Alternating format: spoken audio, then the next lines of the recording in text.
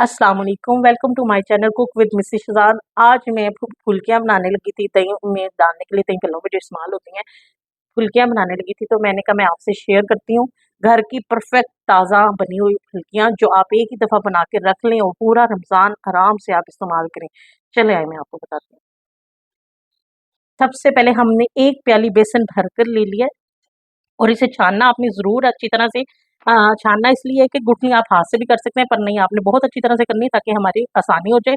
और हमने भर के वो लिया था, और गंदम का आटा यानी जो भी आटा, फाइन आटा, जो भी आटा आप घर में यूज़ करते हैं, इसका उस आधी से भी कम यानी हिस्सा आटे का डालेंगे और इसको हम अच्छी तरह से मिक्स कर लेंगे। इसे छान लेंगे अच्छी तरह से। हमने ये अच्छी तरह से छान लिया। अब हम हाफ चम्मच इसमें नमक का डाल देंगे और हाफ चम्मच हम जीरे का या अजवाइन, जो भी आप डाल सकते हैं, आप दोनों भी डाल सकते हैं। पहले इसको अच्छी तरह से हम मिक्स कर लेते हैं, फिर इसे हम गूंदे देंगे, अच्छी तरह से मिक्स करेंगे। इसकी आपने ये देखना है कि इसमें पानी ज़्यादा नहीं डलना चाहिए। इसको थोड़ा थोड़ा करके हम पानी डालेंगे और गूंदना शुरू करेंगे। इसकी डो ज़्यादा पतली भी नहीं होनी चाहिए, इसमें स्मूथनेस होनी चाहिए। इसमें अभी मीठा सोडा भी डलेगा, पर वो इस टाइम नहीं डलेगा।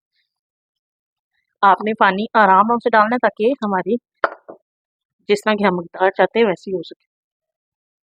ये देखिए, इसे स्मूथ सा करना है, ऐसे करके देखना है। ये अभी भी थोड़ा सा सख्त है, थोड़ा सा पानी हम और यूज़ करेंगे ताकि इसमें लचक सी आ जाए। आप सोच रहे होंगे कि आटा क्यों इसमें डाला है। आटा इसलिए डाला जाता है, ये कमर्शियल रेसिपी है।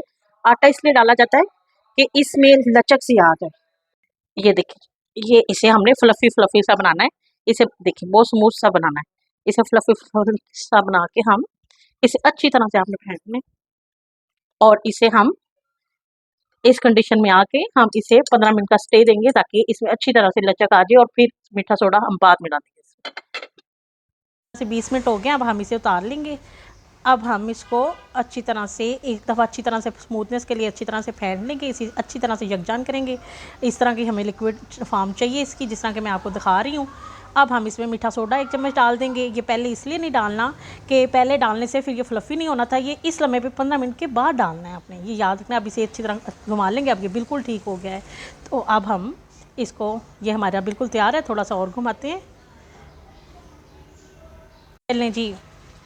चलें जी बिस्मिल्लाहिर्रहमानिर्रहीम। चलें जी बिस्मिल्लाहिर्रहमानिर्रहीम। हमारा ऑयल गर्म हो गया, हम ये खमीर लेंगे। इस पे ऐसे करके हम इस तरह करके अच्छी तरह फैलाते जाएंगे। आपने परेशान नहीं होना, जो एक दूसरे से जुड़ेंगी वो अलहदा होती जाएंगी।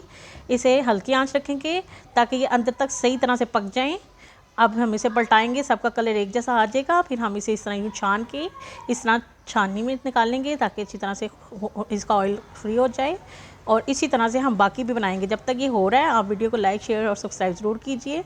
ऐसे ही हम करते जाएंगे, तो ये माशाल्लाह से सारी बनती जाएंगी। और